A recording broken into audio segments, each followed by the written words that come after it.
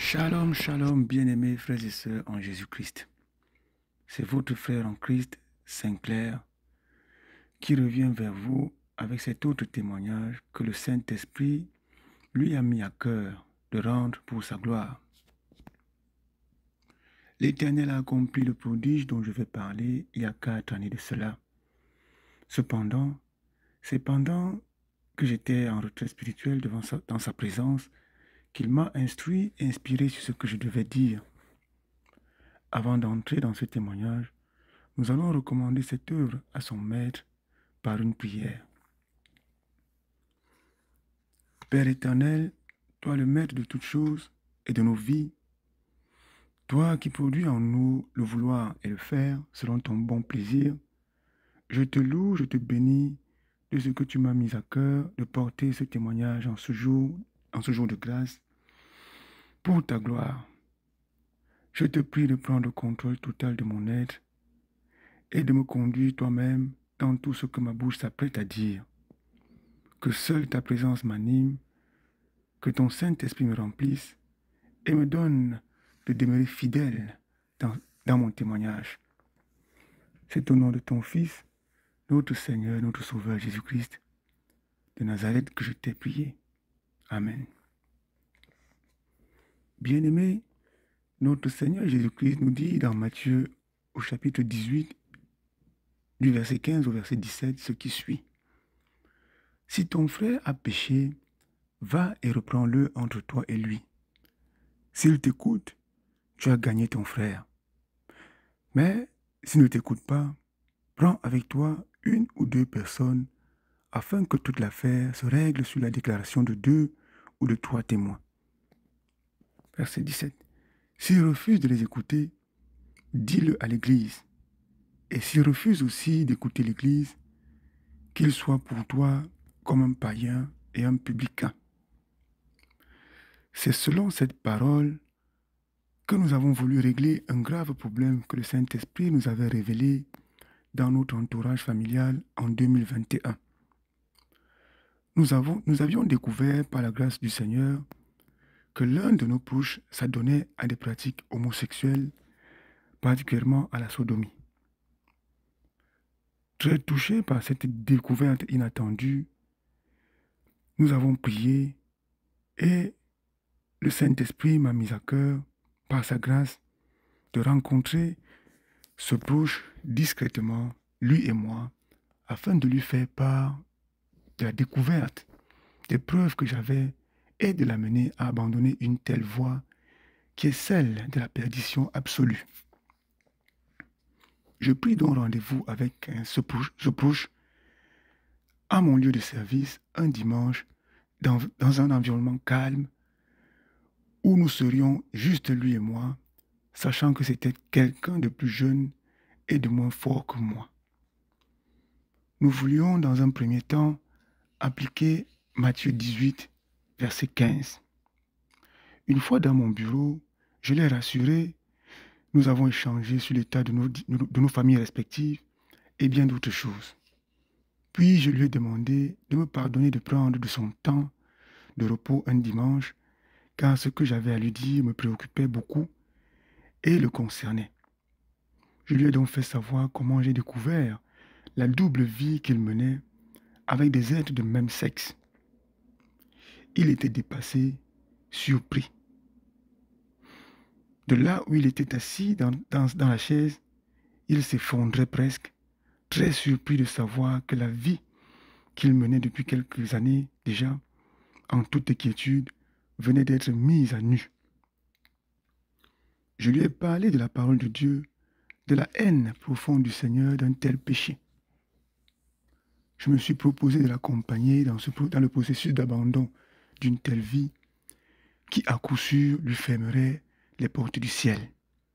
Car la sodomie est le péché pour lequel l'Éternel a détruit 2 villes par le feu et par le soufre, à savoir Sodome et Gomorrhe. Lorsqu'il a eu le courage de prendre la parole, il a reconnu cette vie et a essayé de m'expliquer comment il en est arrivé là. Je lui ai expliqué que rien n'était impossible à Dieu et que si nous nous y mettions tous ensemble, lui et moi, de bon cœur, le Saint-Esprit nous aiderait à l'en sortir. Avant de nous séparer, j'ai prié pour lui afin que l'Éternel le fortifie et qu'il l'aide à se détacher de cet esprit qu'il avait embrassé, que je savais très rebelle.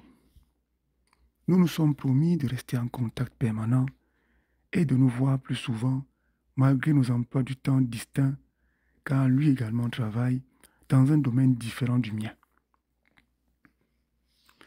Dans les premiers jours de notre séparation, ce proche m'était encore accessible. Cependant, il n'acceptait plus de rencontres avec moi. Puis, il a commencé par ne même plus prendre mes appels. Lorsque j'ai pris de ses nouvelles auprès de son épouse, car il a une femme et des enfants, celle-ci, qui était déjà au courant de l'état de son conjoint, m'a fait savoir qu'il était devenu plus fuyant et, comme par le passé, multipliait des conquêtes avec des partenaires de même sexe.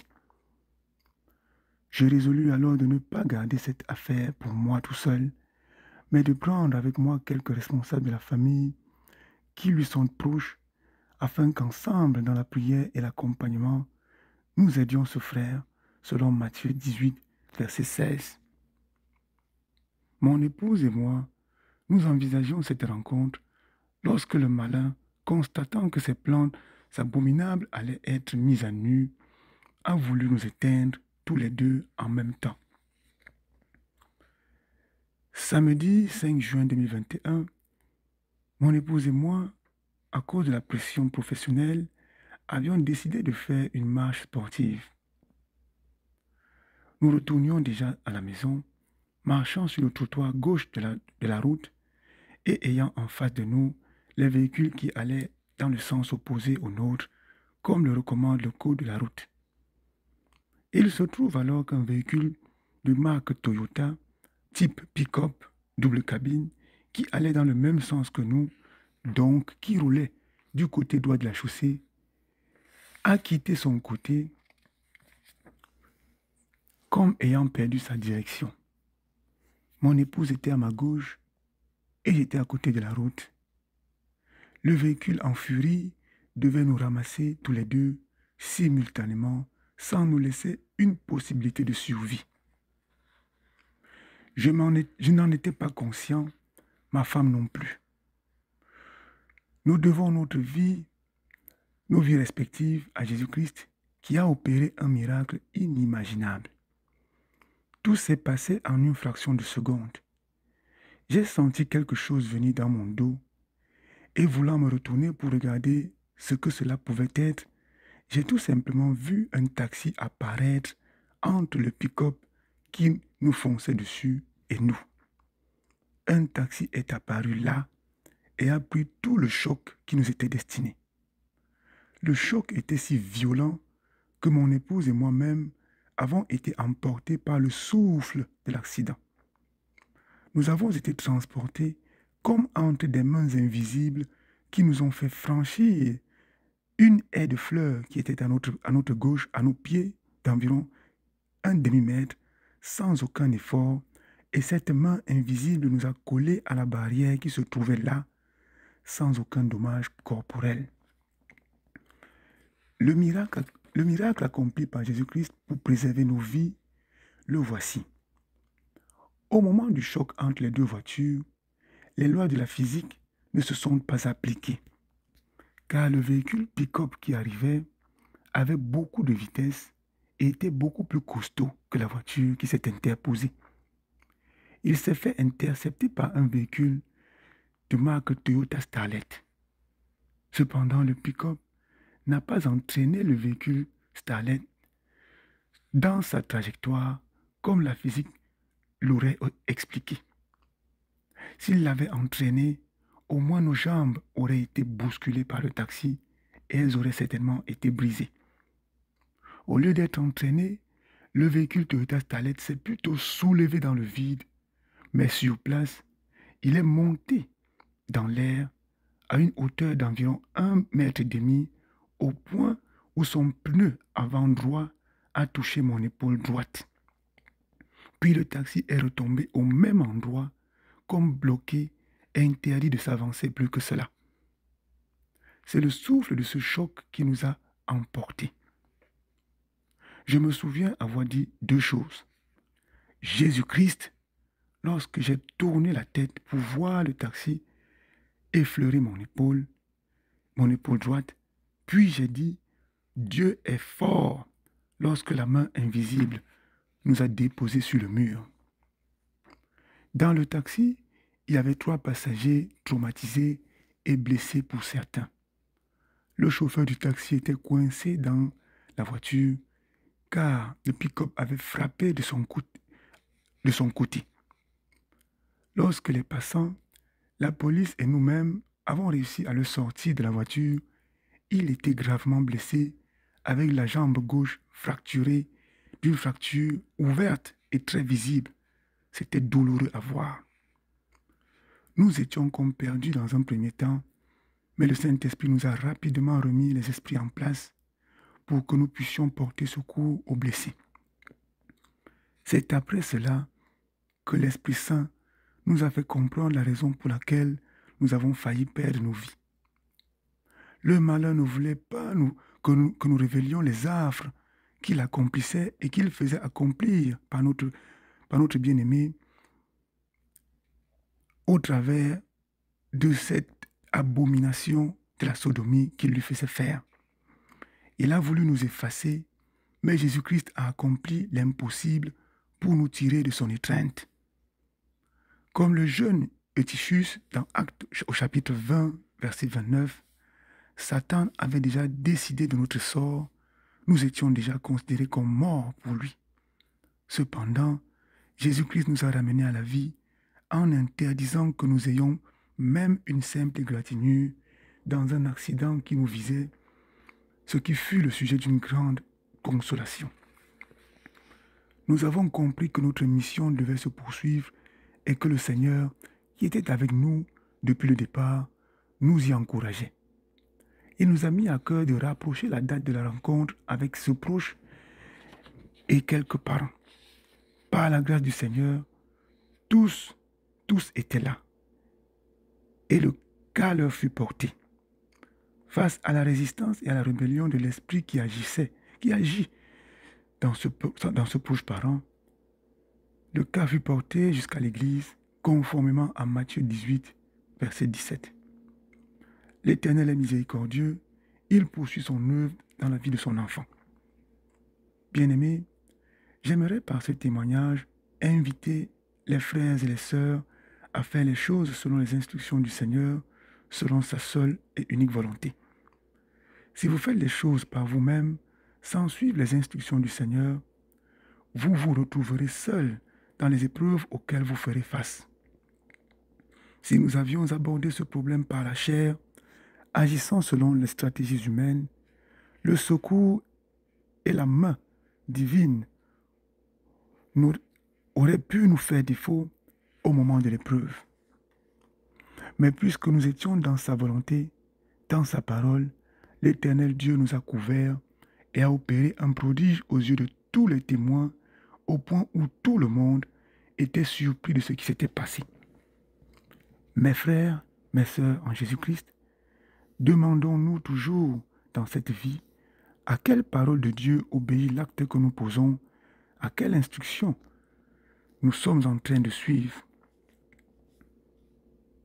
Si nous posons des actes en dehors de la volonté de Dieu, les conséquences nous entraîneront sans que nous puissions avoir le secours qui vient de lui. Car le malin est menaçant, prêt à en découdre avec quiconque combat son royaume. Je voudrais conclure ce royaume Je voudrais conclure ce témoignage par cette prière. Père éternel, apprends-nous à vivre, non plus comme nous le voulons, mais comme toi tu le veux. Donne-nous de recevoir favorablement ta parole, mais aussi et surtout de la mettre en pratique, de la vivre. Car tu aimes ceux qui t'aiment et ceux qui te cherchent te trouvent. Et comment t'aimer? Tu nous l'as dit dans Jean 14, verset 15, qui nous dit ceci.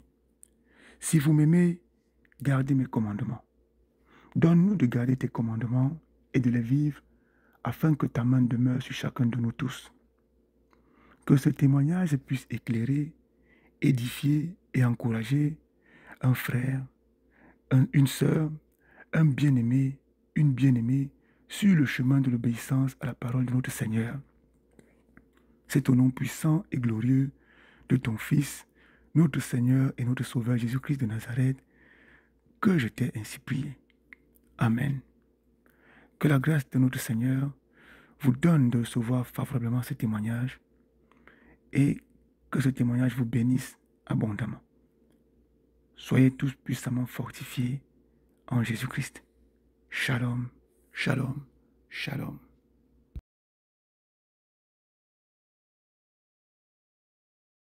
You